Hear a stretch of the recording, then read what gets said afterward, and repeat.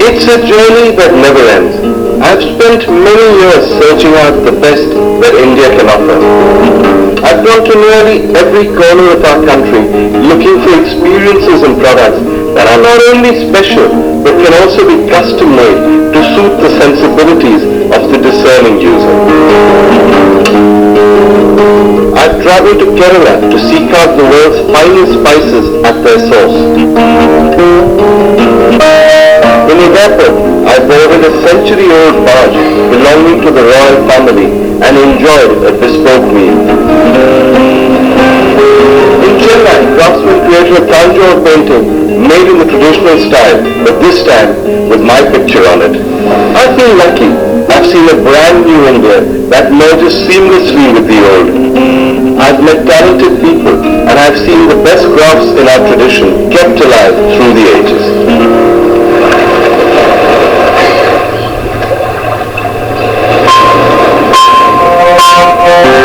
This time I begin my journey with two departures from the past. I start out without looking for something to do. In fact, I seek the opposite, a place that offers complete peace and utter tranquility with nothing to do. The second departure is that for the first time in this series I go abroad. Or well, nearly abroad. I go to the Maldives, India's close neighbor and Asia's smallest country.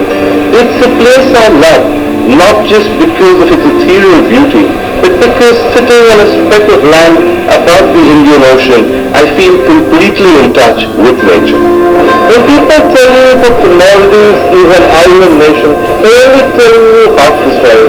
Yes, of course, it's a nation, but it's not a single island. The Maldives comprises 1,200 islands. Only 200 of these islands are inhabited.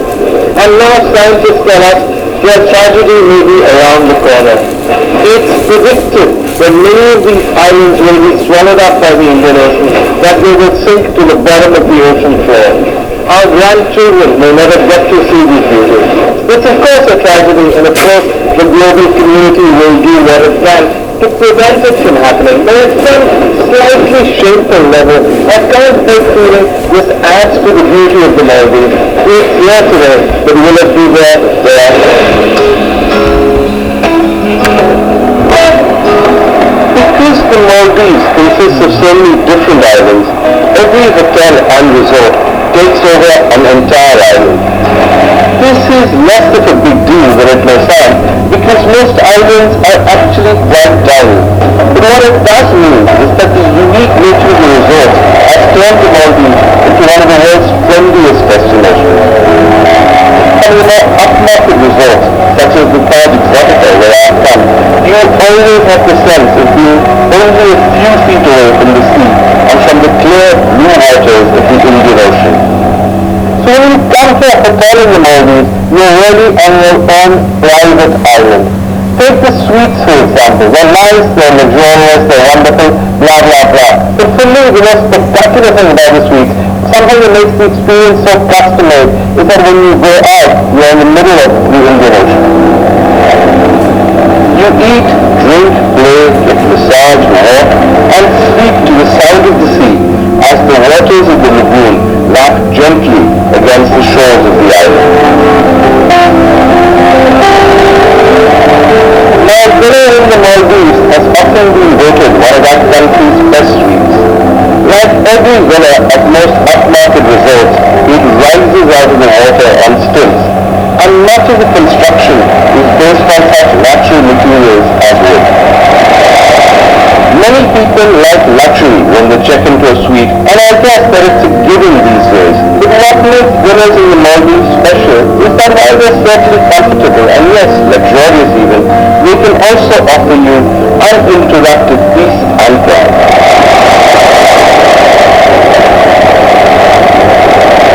I've been searching for a respite from the bustle and hustle of India's big cities, and I've found it in the Maldives because most hotels will leave you alone if you wish, and offer only as little or as much service as you need.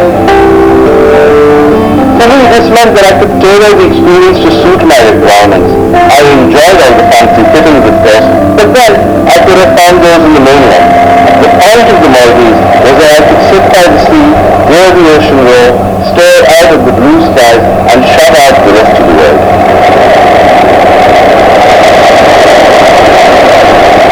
a place where, as the cliche goes, I could really find myself. And yet, when I felt like service, which was never more than a phone call away.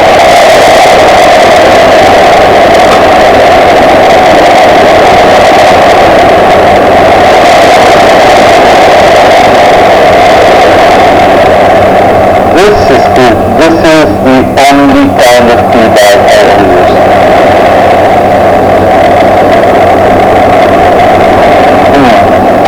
It's not really a tea bag. It's a cookie made to look like a tea bag.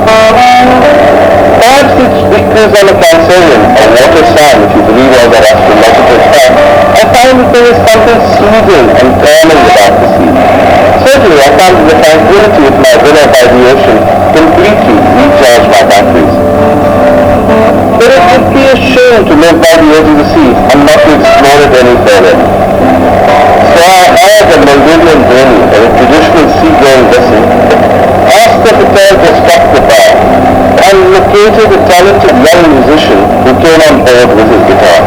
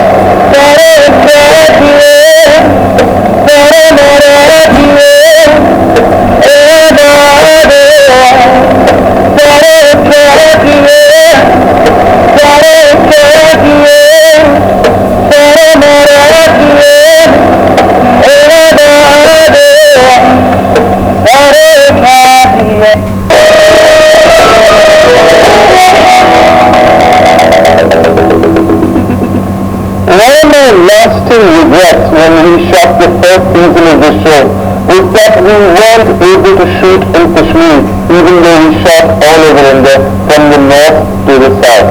And yet, when you think of Indian craftsmanship, it's difficult not to include Kashmir. Whether it's the quality of the weaving, the shawls, the rugs, the blankets, whether it's the wood carving, whether it's the objects made of walnut wood, Kashmir has it all. And yet, over the last 2 decades or so, it's been difficult to associate Kashmir with bespoke luxury. But now that novelty is returning, and we are finally in Kashmir trying to see what I can find, and I think we'll find something really special.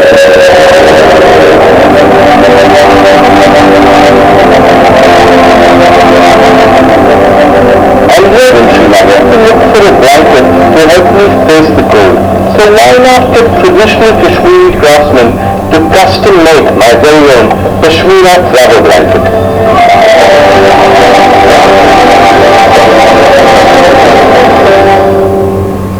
Hello sir, sorry sir. Please. Thank you so much. Oh, it's lovely. Yes. Tell me, explain to me exactly what Pashmina is. Pashmina is not an English word. It is Kashmiri. It has been derived from hum. Hum means soft. And it is soft material that is formed. This is formed, you see, actually. So this is what it looks like? Yes. Actually, its built material is Pashmina goat. Pashmina goat is covered, with this. And where do you find Pashmina goat? Pashmina goat is generally reared in Ladakh region. Now, what I need you to explain to me is this business of whether you do it by hand or you do it with electricity. Is that different or it's important? You see, very bad results from machine. What's the difference? One of the qualities is poor. Another is that there is something which we call as porous. Porous. No, the life of a Pashmina life. You see, after 100 years also you get it as antique value. Very last 100 years? Yes. I'm not a great wearer of shawls and stuff like that, but I travel a lot. So I'm looking for a Pashmina blanket that's warm, that's soft. I can use it on planes, if I go to other strange places, hotels, I can cover myself with it. Is that possible? Give some time. How much time will it take? 6 months. Why 6 months? Do you have to wear the good? If you just think about its processes, then it is not long. Can we choose the colors? I'm looking for something vaguely rustish, orange, rust, what I feel, you see, the natural gives its own look. This is not natural color, you see. And then this is the slightly brown, this is the lighter than table. Okay, now the big questions. How much is it going to cost? Around about 70,000. So 70,000 rupees and several months? Several months, yes. Will you guarantee to me that this is custom made for me? You will not find second piece of this in anywhere, yes. That is guaranteed. Great. And I shall see you, sir, many months from now. Thank you so much. Thank you. In the West, Pashmina shawls have become a bit of a joke because of the cheap machine-made Pashmina silk rubbish that floods the market from China. But here in Kashmir, they make the real thing. One look at the process and you realize why it takes so long.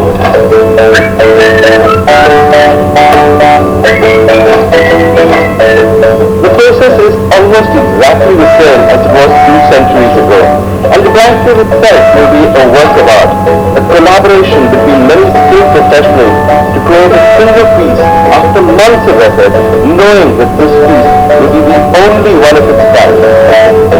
Anyone can order a Pashmina blanket like mine, but because each blanket will emerge out of the creativity of the artisans, any blanket you order will never be exactly the same as mine or anybody else's. Similar perhaps, identical, never.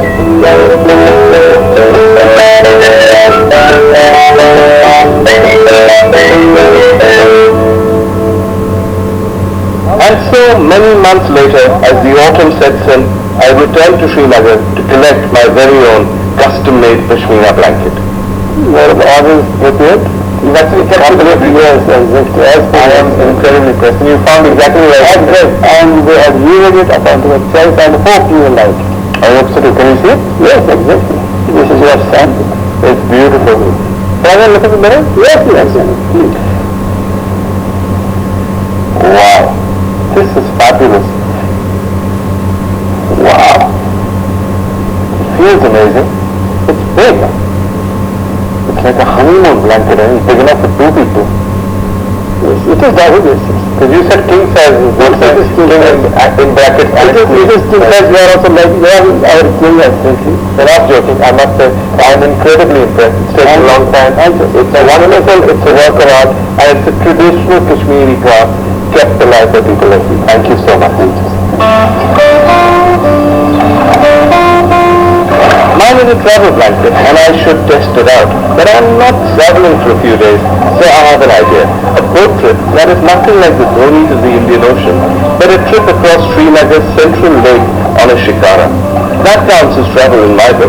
And it gives me a chance to use my custom-made Kashmiri Pashmina blanket within Kashmir. Well, this is it, the ultimate Kashmir experience. Here I am on a chilly autumn morning on the Dal Lake in the central Srinagar, the Dal Lake which is of course beloved of Hindi film heroines, tourists, honeymooners and hapless television anchors. And it's actually quite cool, but I have to say that this blanket not only feels good, it is a bit big, but it not only feels soft and wonderful, it's also surprisingly warm. So I suppose, as they would say in these parts, mission accomplished. Well, I've done boats in the Maldives and I've done boats in Kashmir, and it's time to head to Bangalore in the south for another very Indian mode of transport, the railway train.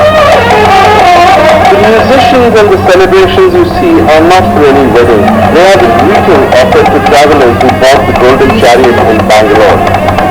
Karnataka Tourism, which runs the Golden Chariot, has set out to create a luxury experience on rails.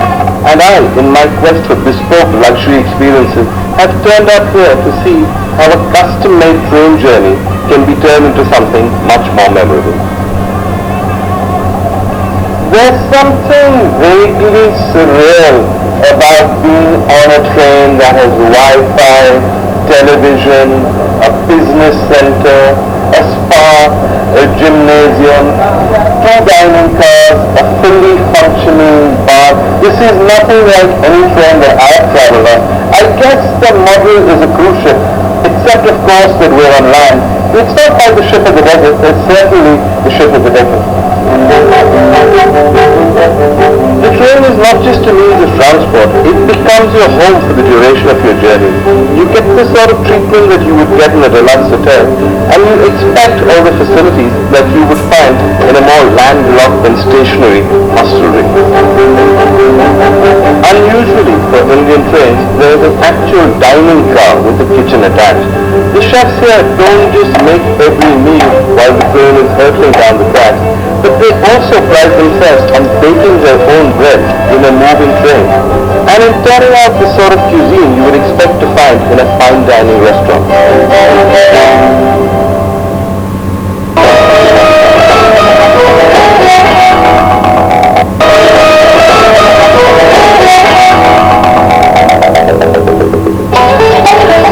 Just as the Golden Chariot has a dining car, one of its facilities is a fully equipped drinking car, a very nice bar.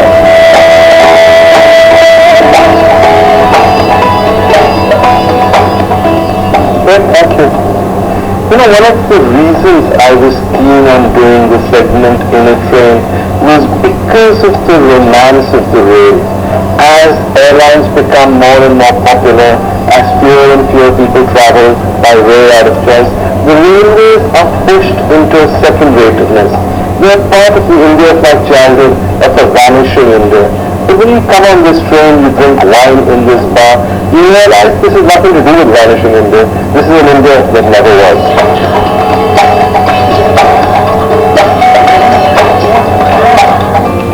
The Golden Chariot has an advantage over the Orient Express in the sense that we're actually in the Orient. And tonight, the train chef has promised to play on the Oriental theme, a custom-made dinner cooked and served entirely in a moving train.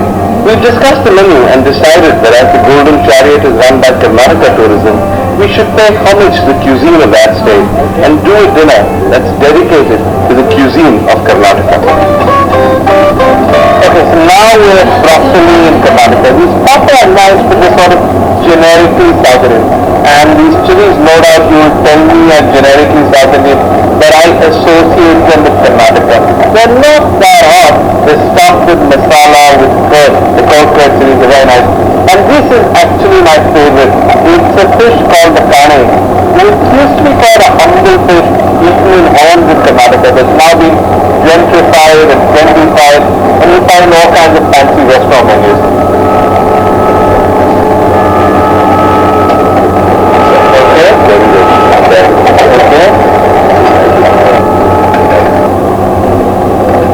That's a lot of curries.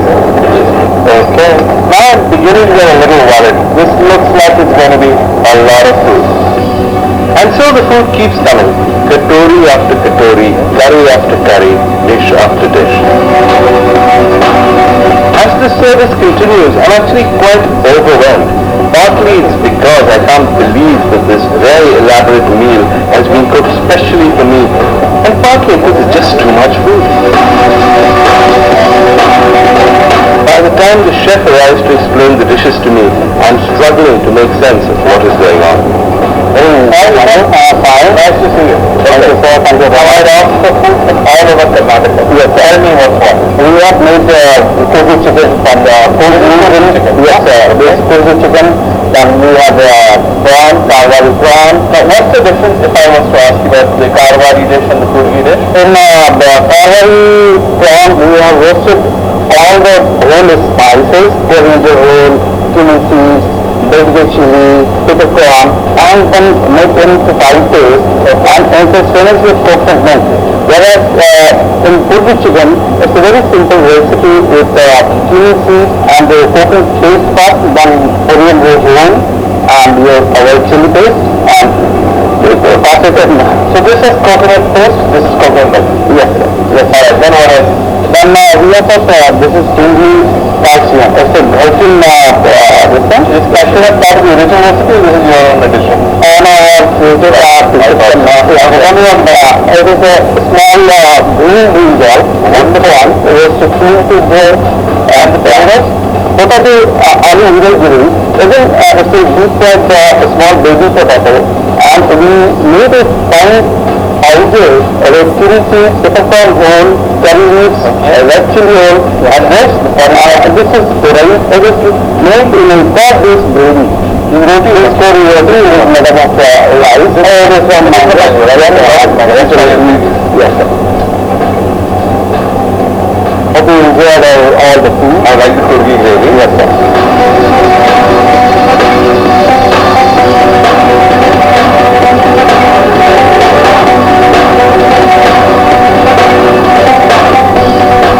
As you can probably see, as wonderful as the food is, it's just too much of it, and I'm barely able to make a dent in the massive meal they've made for me.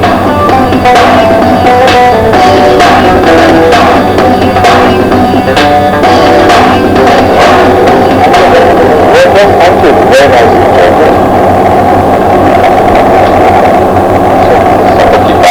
Okay. Yes, thank you.